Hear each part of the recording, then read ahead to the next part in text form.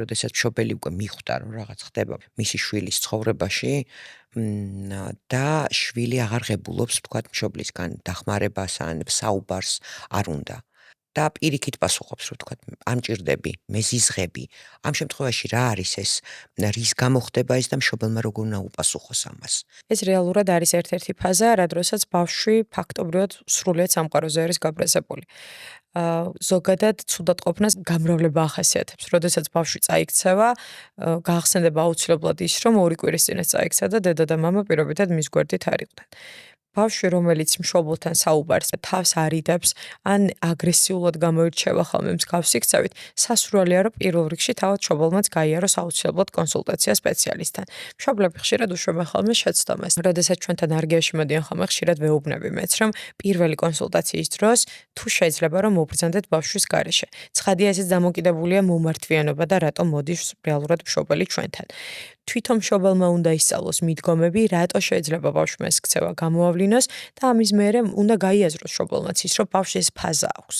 ჩვენს გვაქვს ხოლმე ზრდასრულებს ისეთი ფაზა, როდესაც ცოტა ხნით არ გვინდა რომ ვიღაცას გავესაუბროთ.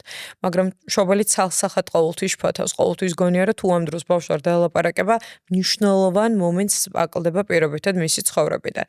ასე რომ მშობლებს ვურჩევთ იმას, რომ პირველ რიგში გაიგეთ, რომ ბავშვს ასეთი ტიპის ფაზა აქვს, გაიგეთ ასევე ის, რომ ეს არის პერიოდი, რომელსაც მუშაობა ჭირდება.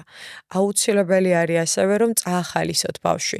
აქ უკვე წახალისება, მხოლოდ თბილი სიტყვები, მატერიალური საჩუქრები რეალურად ცოტა კარგავს ხოლმე თავის ხიბლს. აი იმ მომენტში, როდესაც ვთქვათ, ბავშვი ამას გეუბნება, მშობლის რეაქცია როგორი უნდა იყოს? ანუ თავი უნდა დაანებოს, რაღაცა პერიოდი დაცალოს ბავშვს, რომ დაწყნარდეს, დამშვიდდეს, თუ პირიქით რაღაცა ვთქვათ. ამ კონკრეტულ მომენტში სასურველია, რომ პირველი 2-3 წუთი მშობელმა დაანებოს თავი. მაგრამ კარგი არის და კარგად მოქმედებს თვალით კონტაქტი. შეხედოს თვალებში და უთხრას, კეთილი მესმის შენი და დროებით დატოვოს. ამ პერიოდში ბავშვი ფიქრობს იმას, რომ ის ცოტა აგრესიულ ტონს, ცოტა გადამეტებულ საუბარს შედეგი მოყვა. როგორც კი დაინახოს მშობელი, რომ ბავშვი დამშვიდა, ამის შემდეგ აუცილებლად უნდა გაესაუბროს.